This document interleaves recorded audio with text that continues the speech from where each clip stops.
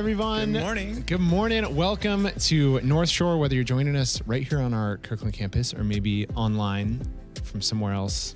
Anywhere else. We are super excited that you're here. My name's Stephen Bolt. And I'm Cody Pepper. And if this is your first time joining us, we say this each week, but we are so excited that you're here. Everything that we do here is with you in mind. And so we're just really excited that you would choose to spend some time with us today. And here's the deal. We would love to get to meet you, get to know you a little bit more about your story. There's a couple ways to do that, but the easiest way, if you're on our campus, in the seat back in front of you, you'll see a little connection card. You can pull that out. Yeah, thank you for the demonstration. Yeah, just grab that. Just grab that. You can fill that out. Check I'm new. We've got a guest services table out in the lobby that would love to connect with you. Or if you're online, you can pull out your phone and scan this little handy QR code, and it'll take you to a connection card as well. And we love to connect with you that way. Again, we're super excited that you're here with us. Yeah, and if you are joining us online as well, make sure to comment in the chat. Let us know where you're watching from. Just say hi to each other. It's better when we're in it together, so don't just hover around. Say hi. Make a friend. Hover around online. Yeah. I love it. Big things happening right now. Tonight is an event we've been prepping for a long time, and I'm really excited about. It is called Team Night. Team Night. I feel like there needs to be some a Team Night. Confetti. We Team probably, Night. that's a move. It's probably happening as we speak. We don't even know it. Team Night. I'm sorry. We're just talking about how cool the name is. But it's a really exciting thing, whether you are actually serving on a team right now, or you're like, I wonder what it looks like to serve on a team. I've been going to Northshore for a while. This is the event for you. And it's tonight, August 29th. It's going to be an incredible time. Cody will tell you a little bit more about what's going on, but whether you're on a team or you're just attending Northshore and are interested in what that looks like, or what even the teams we have available, you're not going to want to miss tonight. Yeah, I mean, because we know that if you get plugged in here, if you're serving, it can make a large community feel a little bit smaller. You can get to know some people, get plugged in, and jump in and serve as well. But here's the thing. There's questions around Team Night. Lots of questions. It's going to be a lot of fun. There's going to be some exciting stuff going on, but you may be thinking, Cody, Steven, when it's that time, I'm usually hungry. And man, do we have food coming your way at Team Night. So if you show up, you want to just make sure to come hungry, right? Yes. Don't eat before, come hungry. And we've got some food. Another question might be, what about my kids? What do I do? Well, let me tell you, Steven, when you bring your family, we've got a lot of awesome stuff that we have for kids that I believe it's 12 and under. Yeah. And we have all kinds of things, from a lot of fun games and activities to a petting zoo is going to be here. So that's exciting. I want to be there. If you're like, listen, I don't come out of the house unless there's a petting zoo there. This is the place for you. Team Night tonight. Yeah. And I love that you don't even have to wait. It's not in a week, or it's literally tonight. So be here. Yeah. And it's going to be great. The only other thing you need to know is you just need to RSVP ahead of time. So you can head over to northshore.church/team night. Let us know you're coming so we can plan for food. And if we need to have more animals there, if the petting zoo is just overwhelmed, we would want to know that ahead of time. So jump over there, RSVP. Again, it's tonight from 5 to 6:30. We'd love to have you be a part of that. You're not going to want to miss it. It's going to be a blast. Normally, this is the time in our little pre-service show we'd be like, man, last week's message was so good, and we want to take you back and show you a clip. However, it's a little bit different. A little bit different because we were all out at something that we call Community Serve Day last week, which if you participated in that, just thank you, and I hope you enjoyed it as much as I did. I was at Fernwood Elementary School last week, and it was amazing. We were over 30 different schools, over 2,800 people serving. Northshore, what a cool thing that we get to be a part of, to be. Yeah. We're going to talk a little bit more about it during service, and actually a little bit more a couple weeks from now. But we just want to say thank you for participating in Community Serve Day. I did miss gathering on Sundays though. Right. I missed it. I was I love being out serving, but there's something special about Sunday mornings coming together. Right. So excited to be back. But this week we're back. Yep. We are back online in campus, and we're kicking off a brand new series, which is called Together for the Next Generation, which coincidentally is also part of our mission here, to be church together for neighbors, next generation, those in need. Right. So just double plug there. And we're kicking it off this week. So Cody, I thought, because you are so involved in the next gen. Right. Hang out with middle school and high school every week. Yeah. All day long. That we would play a little game around the next generation called Talking About My Generation. I feel like I'm going to get sued for saying that. Talking about my I won't sing it because that's what they pick up on. That's all right. Yeah. But anyway, we're going to play a little game. So let's jump in together. All righty. So, Cody, as I said, we're playing a little game here. And what the game is I'm going to be asking you some generational questions. Because here's the thing. When we start a series called Together for the Next Generation, my mind goes to, well, wait a second. At some point, everyone was the next generation.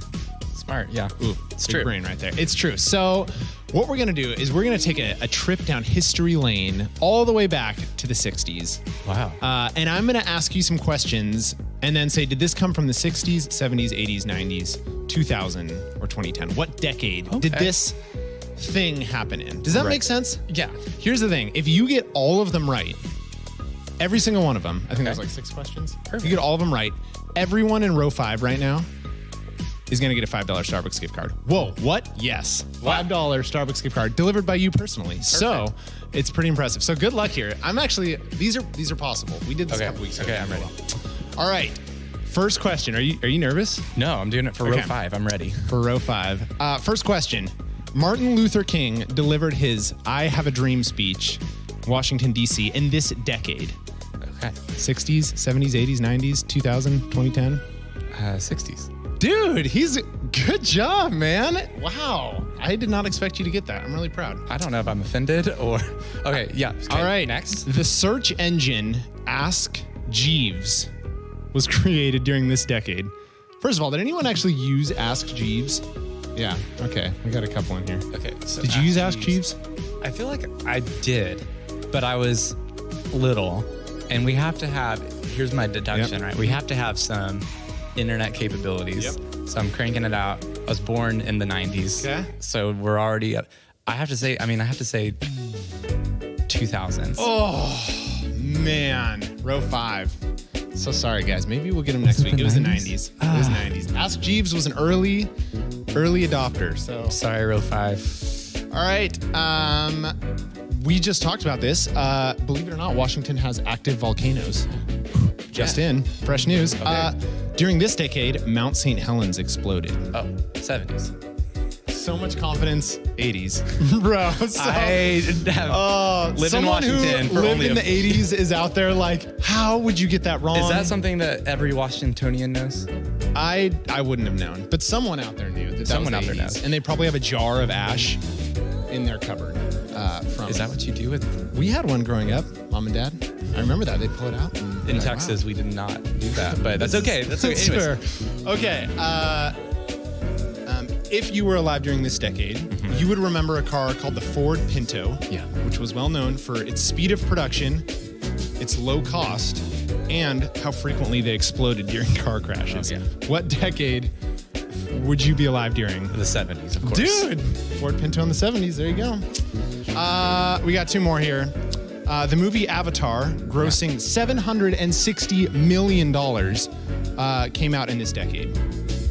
Yeah, it was 2011. Oh, bro, 2009. 2000s, you're not doing so hot on the back end. That's the one I lived through. All right, in a last-second interception to the Patriots, the Super Bowl was lost by the Seahawks in this decade. Oh, no. 2000. And... I don't know. It's the 2000 teens, right? Yes, 2000 teens. There you go. 2014. Still 14. fresh. Still painful. I'm sorry, row 5. No Starbucks gift cards this time. I did my best. You did your best. What can you do? But again, we're so excited to start a series together for the next generation. Yeah, you were about to sing something. I was about to sing. It's okay. Keep going. Okay. Sorry. I get excited about it, okay? But we are super excited to kick off this series. And again, we're so glad that you're here with us today. If you're just joining us or you just tuned in, again, my name is Stephen Bolt. And I'm Cody Pepper. And we're just about to jump into services this week. Again, we're glad that you're here. Thank you for joining us. We hope you enjoy your time here at Northshore.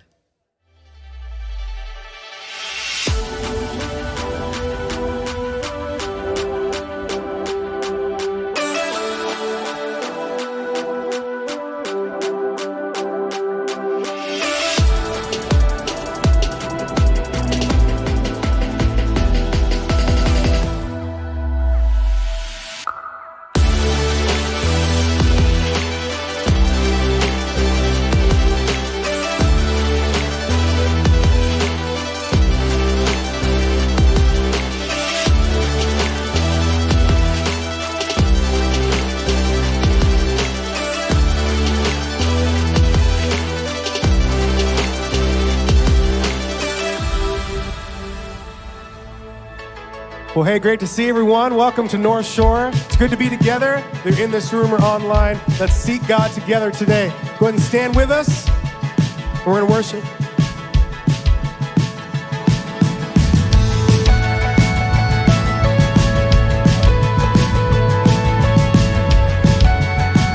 right, let's sing together. Don't lose heart. Oh, don't lose heart. Oh, my soul. Oh, my soul. Don't give up. There is hope. There is always hope.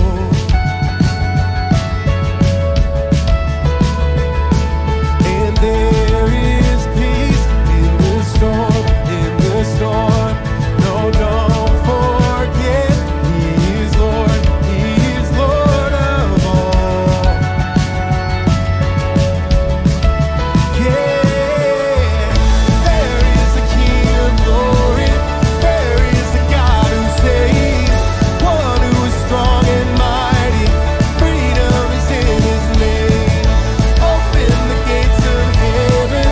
Lift up a shout of praise. There is a lion roaring. Jesus, the King of glory.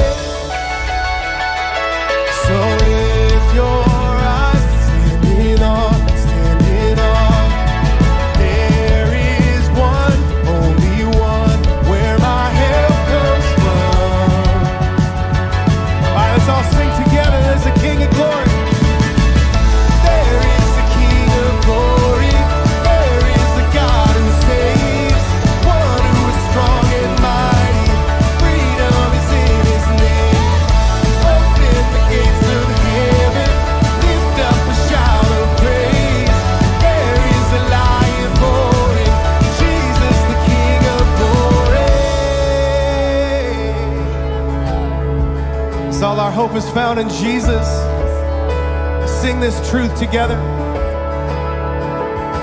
Nations bow, mountains shake at the sound of just one name.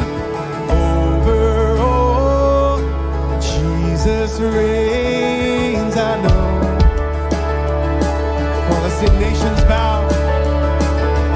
Nations bow, mountains shake at the sound of just one name. Over all, Jesus reigns. I know, yeah, yeah.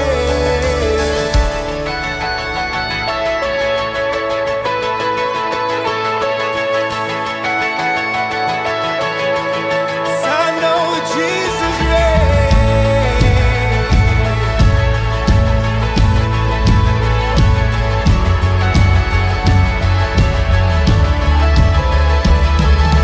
Oh, there is a King of glory. There is a God who saves. One who is strong and mighty. Freedom is in his name. Open the gates of heaven. Lift up a shout of praise.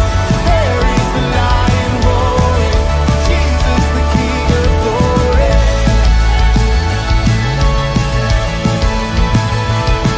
Oh, there is a lion roaring. Jesus, the King of glory.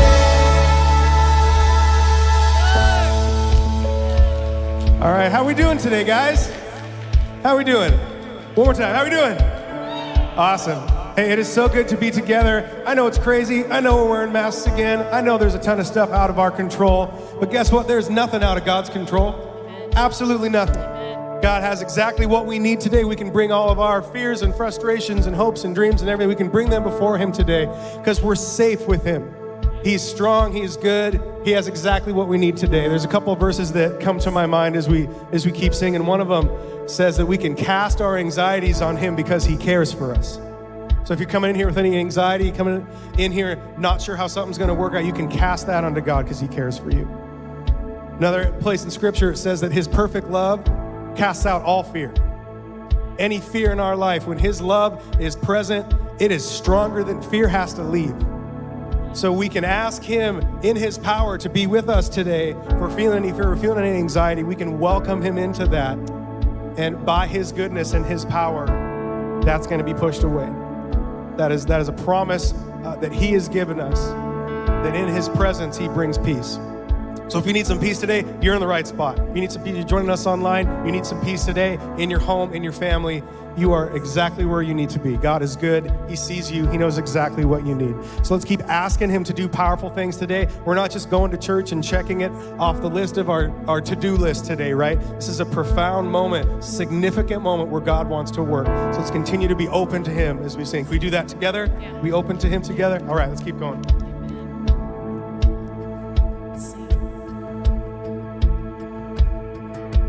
Feel it in my bones. Feel it in my bones. You're about to move. Do you feel it? I feel it in the wind. You're about to ride it. Feel it? You said that you would pour your spirit out. Yes. You said that you would fall on sons and daughters. So come, Jesus, welcome him in, bring him in, be with us, Lord. Yes. Feel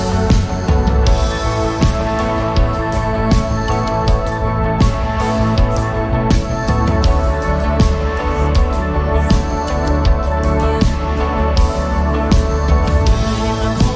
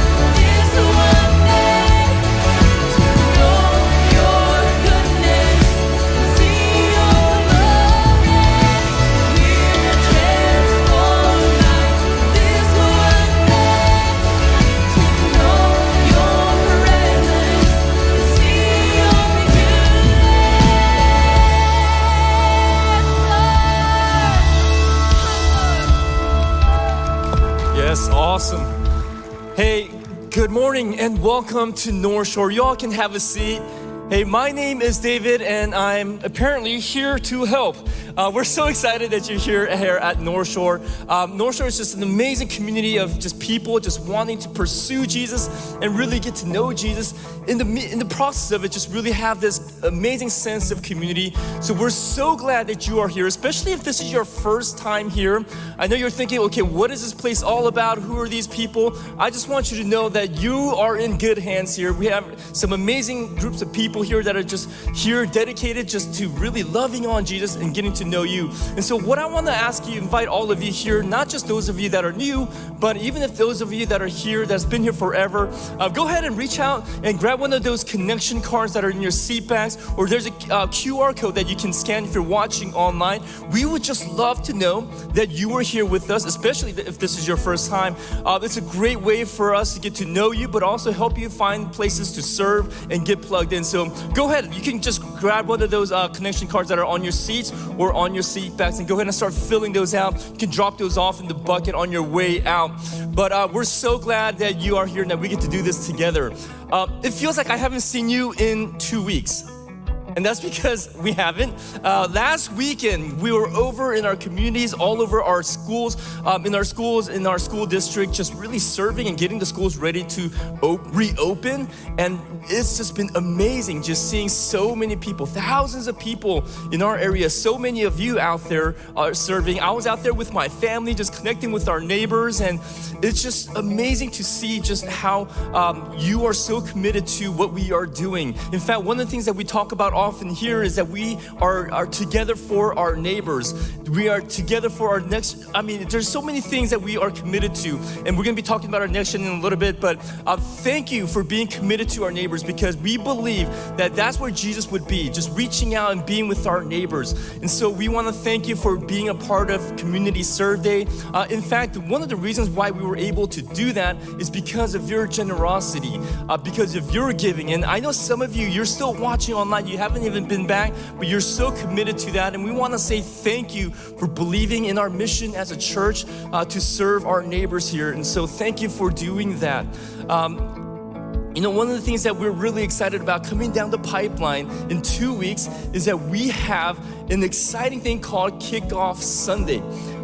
Before I tell you anything about it, I thought actually it might be better if we have one of our friends that you know well talk a little bit about it. Take a look at the screen.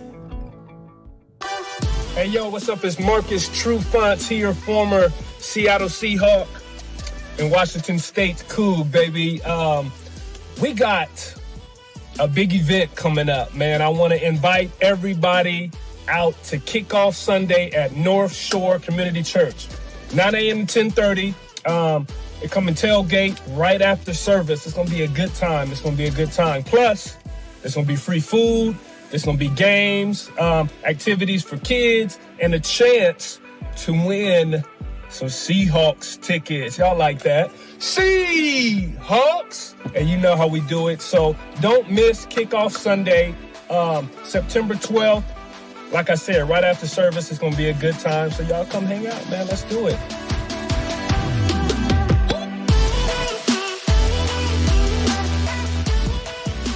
Well, welcome to Northshore this morning, and thank you, Marcus, for that inspiring invitation to Kickoff Sunday. I kind of feel like he's gunning for my job. But anyway, if you're guest with us, Fall Kickoff is the Sunday after Labor Day. And since it's also kickoff weekend for the Seahawks, we kind of wanted to, do a little extra, have some fun with that. So the 10-man brass band will be here playing with our music team. Blitz the mascot will be here. And after the service, we're having a tailgate party outside. There'll be activities for kids. The game will be on like a massive screen. And yes, Seahawks tickets will be given away. Amen. Okay. We're also creating kind of a VIP experience, kind of an experiment for this weekend. So if you're on our mailing list, in the mail, you're going to receive a couple of these. These are VIP invite cards that you can use to invite friends or neighbors to the service that weekend. And here's what's so cool. If they use the QR code, they can actually register ahead of time. And if they do, they'll get VIP treatment on campus. So like a parking space, a welcome gift, pre-check-in for kids. So Northshore hospitality at its finest. And here's the thing, no, if you go to church here, you actually can't register using this card. You don't want to start the new year by like ripping off a church, okay? So don't do that. But I hope you'll use these cards to invite someone you know or have a conversation with somebody about church. So check your mail or drop by guest services and grab one on your way out. And then one more quick reminder before we jump in the message. As you know, our current fiscal year closes this Tuesday night at midnight. And if you want to know where we stand financially, you can go to northshore.church/give. We have a little ways to go on that, but the main thing I want to say to you today is thank you. Just thank you for your generosity. I mean, overwhelming generosity after such an incredibly difficult year on so many fronts, and all the generosity we've seen over the past few weeks as I've been sharing about where we're at with our fiscal year, and I've been encouraged to see so many people who continue to give and serve and love so well in the face of really challenging circumstances. And by the way, at Northshore, we don't give just to solve problems. We give as a reminder that God is still in control. And in the world today, we need that reminder, don't we? I know you're probably all following what's happening in the country of Afghanistan. It's just absolutely heartbreaking and devastating, both for the Afghan people and for our men and women in uniform who are serving there, who have served there. The loss of life is just devastating. And so we want to do something. And so starting this coming week, we're actually going to partner with World Relief right here in Seattle to support Afghan refugee families that are coming into the Puget Sound. And we're still working on the details about that, but I wanted you to know. So watch your email, watch social media. We'll be sending out an update on how you can be part of that as a way not just to be generous, but to remind our world that God is still in control. So just a quick update on that one. So to jump into the message, I want to start with a little exercise today. If you're in this room and you came in, you sat down, there's one of these cards on your chair. So grab this little card. It says, I wouldn't be here without blank. And if you're watching online, you can just grab a piece of paper and maybe just write down the phrase, I wouldn't be here without blank. So everyone have this card. And so here's what I want you to do. I want you to write down the name on this card right now of someone who's helped you become the person you are today. Not necessarily your parents, but someone who's helped you become the person you are today. It could be someone who coached you or mentored you or pastored you or invested in you. Just write down a name right now. Everybody doing it? You're staring at me, but you're not doing it. So write down a name on that card. And as you do that, I wrote down the name on my card. I wrote down the name Scott. Not me. It's actually a different Scott. This Scott and I have known each other for about 25 years. We met when I was a sophomore in college. And at the time in my life was pretty messy. I was living 2,000 miles from friends and family, and I felt far from God, and my life was kind of a mess, and I was pretty lost in life. Well, Scott was a PhD student at the time, and he was volunteering in the college ministry that I was attending. And one day, he came up to me and asked me if I wanted to get lunch. And so we did. And I don't remember saying anything like that interesting or that compelling, so I was a little surprised when he asked me to get lunch again. And before long, we were meeting once a week, every week, just outside the student union on campus. In fact, I found a picture online. We sat in front of this building at some of these tables and those really uncomfortable red chairs. We spent literally hundreds of hours at those tables. And he didn't just ask me about my struggles or my problems. He shared about his own. He talked about getting divorced and then remarried. We talked about faith and doubt and disappointment and loss, and he always listened to me. Even when I wasn't making much sense or I wasn't making very good decisions, I can't tell you how much those conversations meant to me. A few years later, Scott became the pastor in the college ministry that I was attending, and when I graduated, he asked me to come on staff as an intern. And I told him, I love you, Scott, but here's the thing, I will never work at a church. And by the way, never say never to God, because God has a funny sense of humor about those things. Because a year later, I went on staff to work at that church for Scott, and I've been on staff at a church ever since. But Scott saw potential in me that I couldn't see. And then he gave me opportunities to speak and to lead. And that experience inspired me to go to seminary, and I moved to a school in Vancouver, British Columbia. And get this, a few months after that, Scott moved to Bellevue, Washington to be a senior pastor of a church there. And about once a month, I would drive across the border to spend time with him and his kids. He even asked me to be the godfather of his son. A few years later, I moved back to California to become a pastor. And every so often, I would fly up here to see Scott, or he would fly down to California to see me. In fact, I remember one time when Scott was in town and he called me on the phone, and I told him I was too busy to get together. I was too busy to meet. But the truth was, I was actually home feeling discouraged and depressed, didn't want to talk to anybody. And a few hours later, there was a knock at my door. Any guesses on who it was? It was Scott. Because here's the thing about his role in my life. He was just always there for me. He was always there for me. Fast forward a few years later, I met Nina. And Scott was one of the first people I called. And a little over a year later, Scott was there standing with Nina and me, officiating our wedding. They were already together, that amazing day. And then after the service, he gave me this huge hug. I think I would picture that. There is so much history in that one hug. But the story doesn't end there. A few years later, God called our family to move to this church here in Kirkland, Washington. So now get this, Scott's kids who grew up playing with me are playing with my kids. And Scott and I once again get together every Thursday afternoon. And I'm not gonna tell you where, because frankly, I don't want you showing up. But here's the thing. I wouldn't be who I am without his role in my life. I wouldn't be here without Scott. So why am I telling you all this? Why am I asking you to write a name down on a little card in a church service? It's because this is how the kingdom of God works. This is how faith in Jesus is passed on. It's not primarily through books or sermons or programs or events. It's through people, life on life, one generation at a time. At my last church, we used this image of 3 chairs, and I think it could, work here. So here's this middle chair. Now, for right now, imagine, just think of this chair as you. This is your life right now. It's your relationships, your career, your faith. Imagine, just think of it this way. This is the chair you're sitting in right now in the service. That's why you sometimes get a little grumpy when you come in this room and someone's sitting in your chair, right? This is your chair. But here's the thing. You didn't get here on your own. No one gets to this chair on their own. Someone had to invite you. Someone had to bring you. Someone had to invest in you. Which brings me to this chair.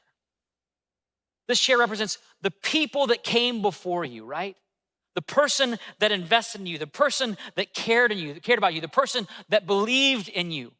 Maybe back when you were a skeptic, or when you were going through a hard time, or before you can even remember. My parents brought me to church before I can even remember. Or maybe back when you were sitting in the back row so you could sneak away quickly if things got weird, right? Like somebody found you back then. Somebody invested in you back then.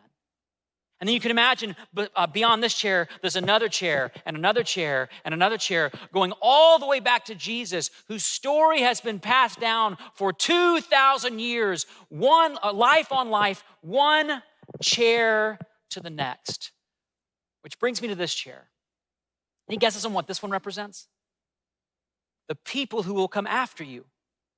The people who will be sitting in your chair right now, 100 years from now, when you're dead and gone, and I'm 145 years old, right? Next generation. But here's the thing. People don't accidentally find this chair. Someone has to find them. Someone has to believe in them. Someone has to invest in them. And here's the other thing about this chair. It's easy to lose sight of this chair, isn't it? You see, when someone's in this stage of life, when they're kind of older stage of life, you can have this attitude like, I've paid my dues, I've served my time, I've invested, I've given all that I have. Like there's a sunset for me to waltz into. And when you're in this stage of life, you've got a life to build and a life to lead, and demands pulling all around you. There's so much to focus on in this stage of life. So it's easy just to let this chair kind of drift out of sight, out of mind. And besides, young people are messy, right? And they're not respectful. And they don't care about what you care about. They don't believe in what you believe in. And so it's easy to kind of have a 2-chair kind of life, isn't it? Become almost a 2-chair kind of person where we can get stuck in the past or get so focused on the present that we lose sight of who needs to be sitting in this chair. And here's the thing, friends. Churches get caught in this too. Churches become 2-chair churches as well. Churches who have a great history, profound legacy. Churches that were once full and flourishing, but then over time, they start to decline. You drive by churches like this all the time, church buildings that are more like landmarks than sources of life. Churches that were once bustling and busy, but now they feel empty, just a shell of what they once were. And here's the thing. In most cases, it's not because they stopped teaching the Bible effectively. In most cases, it's because they stopped reaching the next generation effectively. So it's not because they stopped teaching the Bible faithfully, it's because they stopped reaching the next gen effectively. Maybe it's because they couldn't keep up with the rate of change. I mean, the world changes so fast, doesn't it? And the churches can struggle to keep up. Or maybe it's because they had this great legacy of traditions and programs that for a time blessed so many people, but it was a struggle to adapt or change for the demands of what was coming. Or maybe they struggled to give away power, to give away leadership, to entrust the next generation. But for whatever reason, the congregations got older and smaller. The buildings got emptier and emptier, because here's the thing, people don't accidentally find their way to that chair. Someone has to tell them. I love how the writer of Psalm 78 puts it. You're going to see all three chairs in this text. The writer says, I will open my mouth with a parable. I will utter hidden things, things from old, things we have heard and known, things our ancestors, that's the far chair, have told us about. We will not hide them from their descendants. We will tell the next generation the praiseworthy deeds of the Lord, his power, and the wonders he has done. And by the way, this idea of investing in the next generation isn't just an isolated comment in this psalm. It's all over the Bible. I mean, think about it. In the very first command in the Bible, God says, be fruitful and multiply. In other words, Adam and Eve, this is not just about you. It's about the next generation. When God made a covenant with Abraham, that promise was not just to Abraham, it was to his descendants. In other words, Abraham, this is not just about you, it's about the next generation. When God gave the law to Israel, he didn't say, memorize these commands. He said, impress them on your children. Deuteronomy 6:7. In other words, Israel, this is not just about you. It's about telling and equipping and investing in the next generation. And by the way, this command wasn't just given to parents with children. It was given to 20-somethings, and young adults, and single adults, and empty nesters, and married couples without kids. Because, biblically speaking, the goal of each generation is the faith of the next generation. The goal of each and every, this is just the Bible's teaching. This is how it works. The goal of each generation is the faith of the next generation. And that's what I love about this church. It's what I love about Northshore. It's why our family wanted to be part of this church, because, friends, this is a 3-chair church. After 52 years, we have this beautiful legacy of being a Jesus-centered church where the lost get found and the found get to grow and the lonely find community and the hurting find healing. It's a place where marriages get saved and relationships get restored and divisions get mended, a place that's led by the Spirit and empowered by prayer and guided by Scripture. Friends, you and I, we didn't start that. This legacy was handed down to us by people who said, we're going to pass the baton. We're going to hand over the reins. We're going to tell the next generation the wonders that God has done. And I know that some of you have been here 20 years or 30 years or 40 years. And I just want to publicly honor you in this moment because you have so faithfully stepped to the place where you could pass the torch or pass on the baton or equip the next generation. And now, it's our turn. So for the next 2 weeks, we're going to talk about how we can remain a 3-chair church.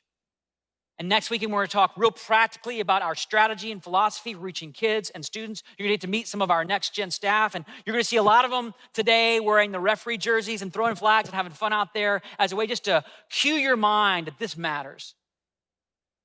But today, I want to talk about how it is that people can kind of drift into a 2-chair approach to life, how churches can drift into this 2-chair approach to doing church. And it goes back to 3 simple reasons. Actually, more appropriately, they're almost excuses. 3 excuses that people make or churches make that kind of get in the way of this calling that God's given us to pass the torch and invest in those who are coming up behind us. The first excuse is this: I'm too old. I'm too old. You know, getting older is a funny thing, isn't it? It's both inevitable and really hard to accept, isn't it? This past week, I was reading a little book with Jude, and it has these cartoon kind of characters or drawings of biblical characters. And just for fun, I said, which one looks like mommy? And he pointed to Eve, who has like long, dark hair and is beautiful. And I'm like, yeah, that's just like my wife. Yeah, that's perfect. And then I said, which one looks like daddy?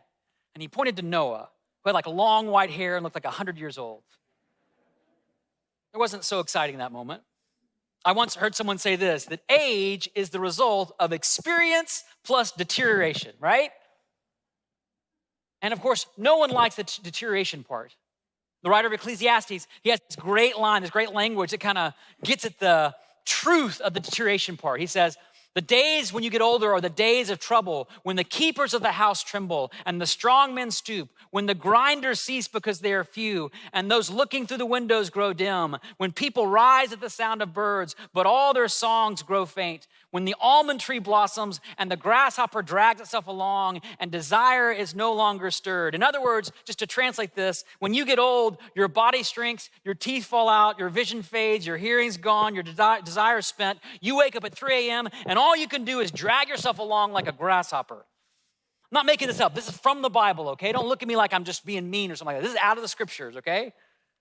But the Bible also speaks clearly about the goodness of getting older. Leviticus 19 says, rise in the presence of the aged. Show respect for the elderly and revere your God. I was kind of joking with some of our staff that we should do this here at Northshore, and they started standing up when I walked in the room. So I said, okay, we're not going to do that anymore. Here's another interesting verse about aging. This is about how offerings or the cost of offerings at the temple. Leviticus, the writer says, if anyone makes a special vow to dedicate a person to the Lord by giving the equivalent value, set the value of a male between the ages of 20 and 60 at 50 shekels. For a person 60 years or more, set the value at 15 shekels. You see what this is? It's like the world's first senior discount, like right there in the Bible. Like you get a break, like you get a discount. It's amazing. Or how about this one? I love this. Proverbs 16:31, gray hair is a crown of splendor. It is attained in the way of righteousness. I love that. So next time you see someone with gray hair, stop and admire them because they are clearly a spiritual giant, okay? It's from the Bible. I'm just telling you what's in the Bible. But age isn't just something to be honored. It's something to be leveraged. It means you have wisdom to share. It means you have lessons you've learned from hard times or failures. It means you have encouragement to give. But it takes effort. It takes investing. It takes intentionality. It takes staying in the game, if you will. My favorite examples of this in the Bible is a man named Caleb. He was one of the 12 spies that Moses sent into the promised land, and one of only 2 that came back believing they could take the land. But because the others didn't have faith, Caleb had to wait over 40 years before they could actually cross the river and go into the land. So when it came time for God's people to go into the promised land, Caleb was 85 years old. But not only did he not complain or get stuck in the past, look at what he said to Joshua when he was 85 years old. He said, so here I am today, 85 years old. I am still as strong today as the day Moses sent me out. I'm just as vigorous to go out into battle now as I was then. Now give me this hill country that the Lord promised me that day. See, even at 85 years old, Caleb was like, don't exile me into the seniors ministry thing. Don't put me off to the side. Just give me one more hill. Just give me one more challenge. Why? So his descendants could have an inheritance. See, Caleb wasn't thinking about himself. He was thinking about the generations that are to come. Just give me one more hill. And I think in our context, that line would go something like, just give me a life group of kids or students to lead. Just give me a young adult I could mentor. Just give me a younger couple that our family could counsel. Because whether you're 85 or 55 or 25, you're never too old to invest in the next generation. You're never too old. Which brings me to a second excuse. I think we're all going to relate to this one. I'm too busy. You know, I got a lot going on. My schedule is full. a lot of demands on my life. I'm just too busy to add anything else. And here's the thing, you probably are. I guess for most of you, you walked in today with a full calendar this week, maybe a full calendar next week.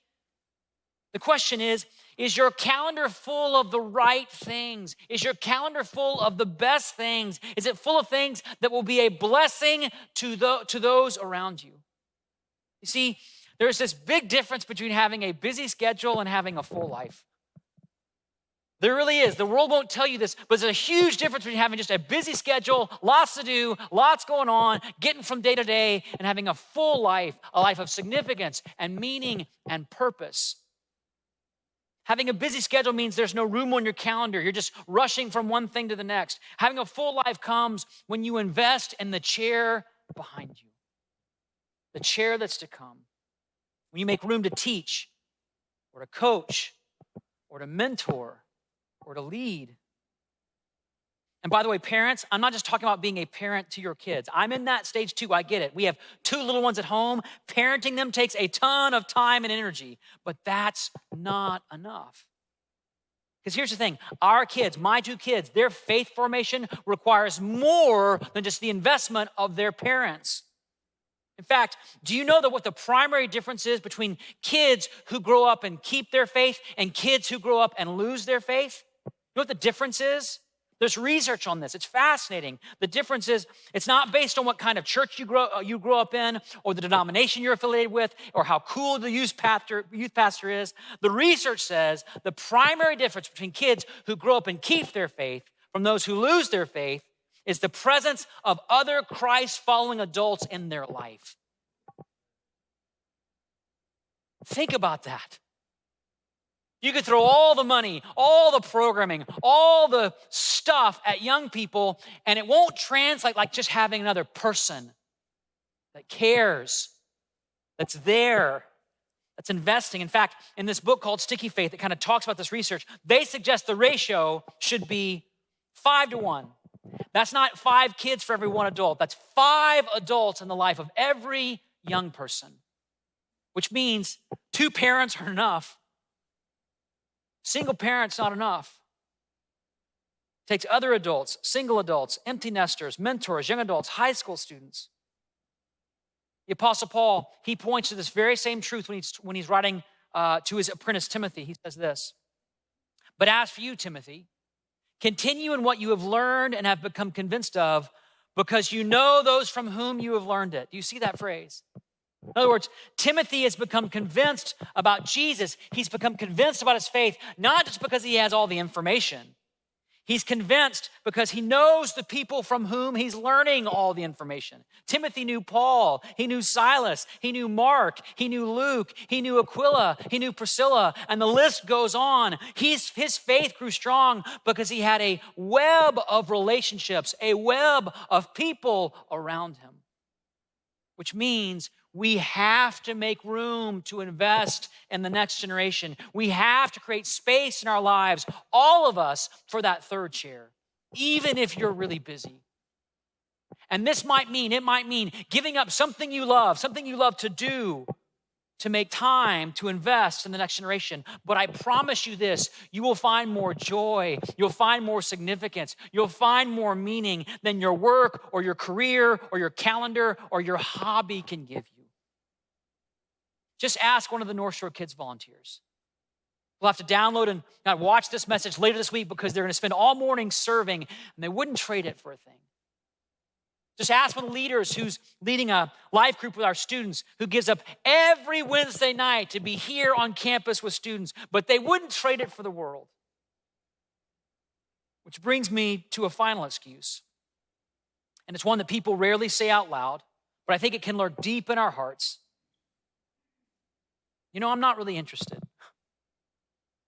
I hear you, good message, great weekend, but deep down, I may not admit this out loud, I'm just not really that interested. You know, I've paid my dues. I've outgrown all that stuff. Or maybe in a church of this size or scope, we can get in our minds, how about we just let the professionals do it? But here's the thing, there's a cost to thinking this way, you see. See, if people of faith don't take the next generation seriously, the next generation won't take faith seriously. They won't. You see, all over the country, more and more of these chairs, right here, all across the country, more and more of these chairs are empty. We know this is true, statistically speaking. Young people are leaving the church in a greater rate than ever before. These chairs are empty. People are going. And here's the thing about that. It's not the culture's fault. It's the church's fault. See, I'm not saying the culture's doing great. The culture's a mess. But here's the thing. Culture's always been a mess. There are always cultural narratives that compete with the story of Jesus. There will always be temptations in this world that can pull a young person's heart away from God. But that's not why we're losing young people. We are losing young people because the culture is more interested in shaping the hearts and minds of young people than we are. So if we want to see young people come to faith, if we want to see the next generation standing up for God's truth, His justice, His compassion, His mercy, we have to take the next generation seriously. We don't just need to move from non-interested to kind of interested. We have to move from interested to whatever it takes. You know, whatever the music style, whatever the teaching style, whatever the learning style, whatever the hairstyle, whatever it takes. But the good news is anybody can be part of this. Anybody can. You don't have to be cool or hip or wear the right shoes. Young people don't need cool, they need care. And young people don't need experts, they need your experience. And they don't need lectures, they need love. And by the way, if you feel concerned about where our world is going, if you're worried about what you're seeing in your news feed every week, if you're not satisfied with how society or culture is today, the answer isn't trying to get people to vote or believe a certain way. It's going upstream and solving problems by investing in the generations that are to come. I mean, just think about the difference that could make. Just imagine if every kid in our broader community knew they were loved. Just imagine if no child in our broader community experienced hunger or homelessness. Imagine if we worked in such a way that depression rates went to 0 and graduation rates went to 100%. Imagine if in 10 or 20 years, people, churches all over the country are being faithfully led by people who grew up right here at Northshore. Because friends, it's possible. It's actually possible. But only if we make a commitment to tell the next generation the wonders of what God has done. And the best part is, I'm saving the best for last because I know I'm bringing it to you today. The best part is you get blessed when you do this. You get to see God move in ways that will inspire you and change you and motivate you and fill you with that joy that you're looking for. In fact, get this, if all you want is joy in your life, if all you cared about is having a life of significance and purpose, don't make it about yourself. Make it about investing in the next generation. A full life is just one step away. It's that step away. A few weeks ago, we asked one of our life group leaders in our student ministry to sit down and talk about what it's meant to him to serve the next generation. But what he didn't know is that we also talked to some of the students he was leading about their experience of this leader. So take a look at this.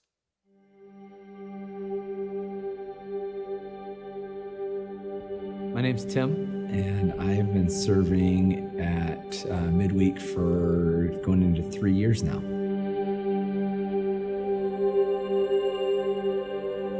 Before I came to Northshore, I always served in like the elementary level, and it never kind of evolved into, middle school or high school. And so then it was kind of like I was challenged or, okay, our kids are heading into middle school now. If you want to be connected and you want to keep them connected to the church and grow their faith, you got to be involved in that. At the time, my initial thought was it'd be good for growing my family's faith and growing that, only to see it grow me and evolve my belief and my connection with the kids and the relationship that is established there. We just got back from summer camp, went to camp with some nerves, knowing that I was gonna have a new mixed group as opposed to my normal 8th grade boys that I've been serving with. And actually just recently it kind of dawned on me or connected that whether I'm leading the 8th grade boys specifically or I'm present, I'm still gonna be connected with them. because even like at camp, I didn't have all my 8th grade boys that were at camp, and they were still like checking in or come hang out or ask a question or come tease me or whatever. So it was like, okay, yeah, we've created this bond, and it's not just because I sit with you on Wednesday and go through the lesson. We were at camp this last week. We got a group of some of your guys and asked them to talk a little bit about just like you and what you mean to them. No, stop. Like, no. It's been fun because he's always upbeat and enthusiastic and encouraging. He's very funny, nice. He gives out candy every day. Yeah. I like Tim. I think it's been pretty easy to get along with him because he's always, being funny and being participational. He likes to tease people, but we get to tease him back. He also really understands deep stuff and he's really approachable. What has it been like as you've been at your first summer camp? Awesome. I'm definitely coming again next year. If you could choose, do you think you pick Tim again? Yes. Why do you say that? Just because he's awesome in general.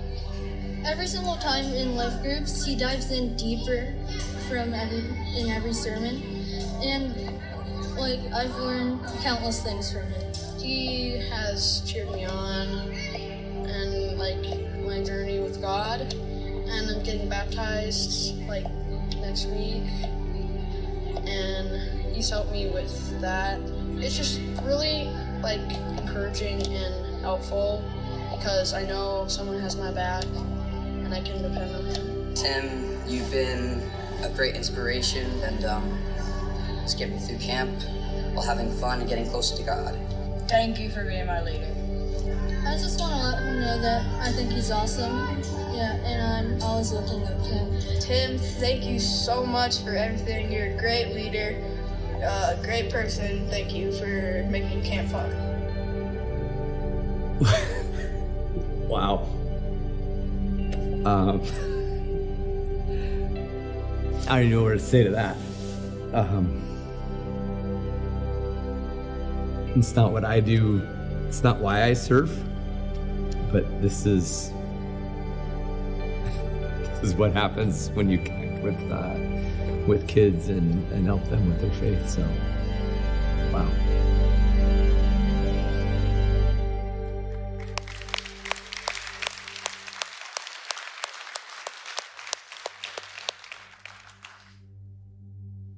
This is what happens when you connect with kids. This is what happens when you put a stake in the ground and say, I will not have a 2-chair life, I will have a 3-chair life.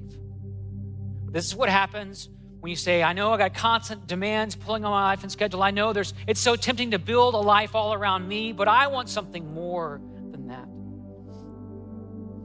One of those kids is going to be baptized this morning. And that's not just because of God or his parents, it's because of Tim. And Tim gets to experience the joy of being part of shaping somebody's eternity. Think about that. And those boys will be able to look back someday and they'll take a card like this in a church and they'll say, I wouldn't be here. And they'll write down Tim's name. A little earlier, I had you write down the name of someone who helped you become who you are on this card. I want you to get that card back out right now. Put it in your hand. It had 2 sides. So take that card out. I want you to turn it over to the side that's still blank. That says, I wouldn't be here without blank. And so I want you to do this time. On that side that's blank, I want you to write down your own name right now. Everybody do it. Take out a pen. I wouldn't be here, and write down your own name. Here's mine. I wouldn't be here without Scotty. Everybody got it? Done it? You can do this online as well. I wouldn't be here. Write down your own name. I want you to look at that card for a moment. Just hold it in your hand. Look at your name on it for just a moment. Everybody look at your name. Now here's my question. I'm going to do this too. Who's going to say this about you? Whose hand will this card be in 10 years from now, 20 years from now, 30 years from now? Who's going to say, I wouldn't be here without the love or the support or the belief or the coaching or the mentoring or the presence of you? And if you don't know how to answer that, there's another card you need to fill out today, and it's this one. And there's a little box on it that says, I want to serve on a team, and we want to get you connected to this life, this incredible life where you can do more than just build your life. You can pay it forward into those that are behind you. And there's these cards are in that seat in front of you. You can take one out, fill it out today, drop it off at Get Services, serve on a team.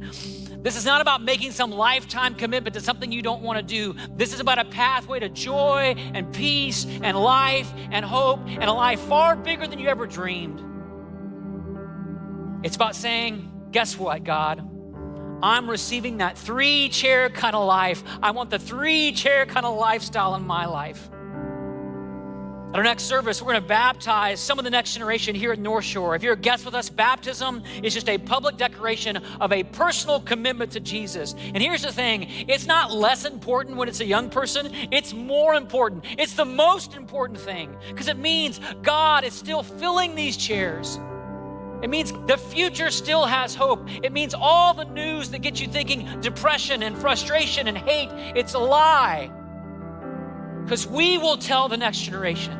We believe that God is still in control. We believe that 100 years from now, this church won't be a shell of a church. It will be thriving and flourishing and sending people out to still change the world because this is how the kingdom of God works. Life on life, one chair at a time. And now it's your turn. So let me pray. Jesus, for 2,000 years, this story has been told. The story has been passed down one life at a time, one generation at a time. And we want to pick up the mantle. We want to be part of that story. We want to pass the torch. We want to be a 3-chair church. Because there's so much goodness in it. There's so much life in it. And so, God, I confess, I can be so distracted by the headlines and the newsreels that say the world's going to hell and miss the opportunity to say, no, the kingdom of God is at hand and I'm going to pass it down. I'm going to tell the next generation the wonders of what God is still doing in this world. And so, Jesus, help us become that kind of church. May everybody here take a step into this life of passing the torch to the next generation. Help us do that today, Jesus. We pray this in your name. And everybody said, amen.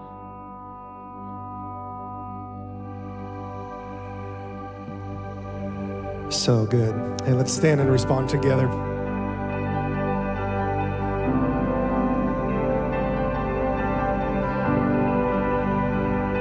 Listen, worthy.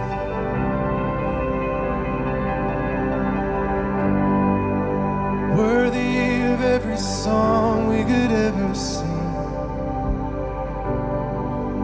Worthy of all the praise we could ever bring. Worthy of every breath we could ever breathe. We live for you.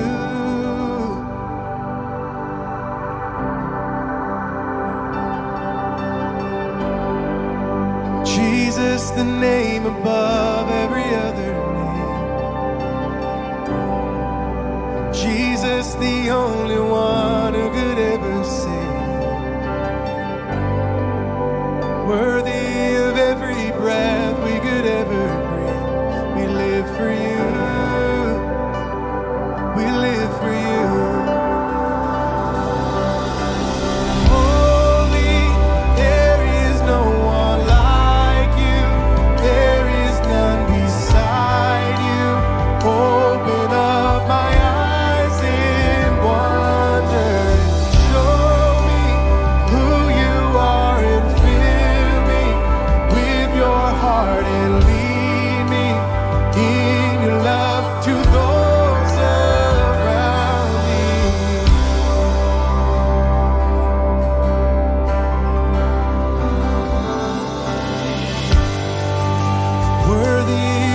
Song we could ever sing. Worthy of all the praise we could ever bring. Worthy of every breath we could ever breathe. We live for you.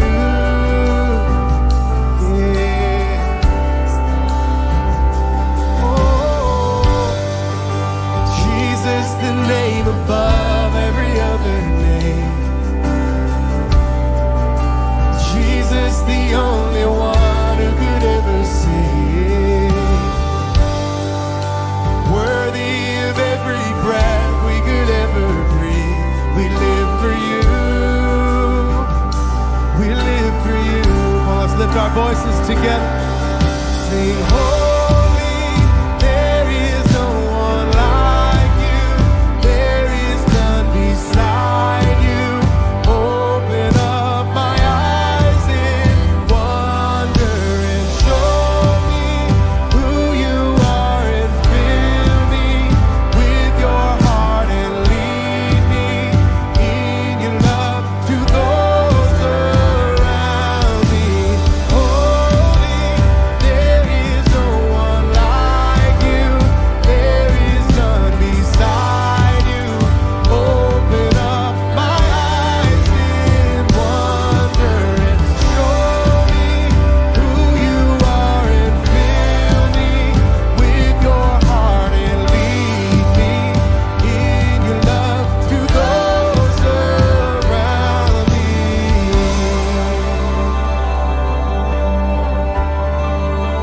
Oh, your love, your love.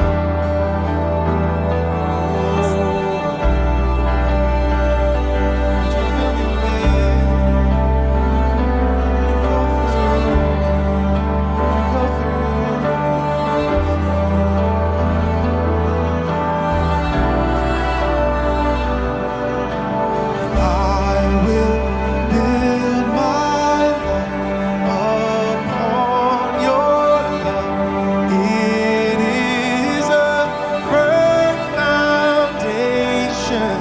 I will put my trust in you alone, and I will not be shaken. I will build my life upon your love. It is a firm foundation. I will put my trust in you alone, and I will not be shaken. Only there is no one like you. There is none beside you. Open up my eyes in wonder and show me who you are and fill me with your heart and lead me in your love to those around me. Holy, there is no one like you. There is none beside you. Open up my eyes in wonder and show me who you are and fill me with your heart and lead me in your love to those around me. And I will build my life upon your love. It is a firm foundation. I will put my trust in you alone, and I will not be shaken.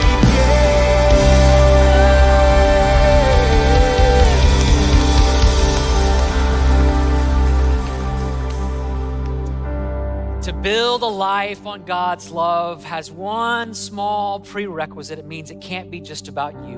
And that's a good thing. It's a really good thing. And so I hope as you go into your week this week, I know it's full. I know there's demands in your life. I hope you'll pray about how God may be convicting your heart about investing in the next generation. Next week, we're gonna talk more about that practically, about our ministries here, how you can be connected. I hope you'll be back for that. But in the meantime, know this. You are here because God brought someone to you in a moment in need to be that person, that voice, that leader, that person that got you where you are today. And now he invites you to be that for someone. And that is how the kingdom works. And it can work, and it will work, because that's how Jesus made it. Have a great week. We'll see you next weekend. Love you. Have a great one. Well, North Shore, thank you so much for being a part of this morning with us. It's been an awesome time, and I am so excited for what God's going to do in the next generation, and we get to be a part of it together. Yeah, and if you are moved and want to be a part of serving the next generation, I'd invite you to head over to our website, northshore.church. Under the Connect tab, you'll see all the different areas you can serve. You can jump on there, look at students, kids, any of the areas. We'd love to get in contact with you, answer any questions that you have about serving. But feel free to jump over, do that right now. We thank you guys so much for joining us here at Northshore Online. We'll see you right back here, same time, same place, next week at Northshore Online. Have a great one.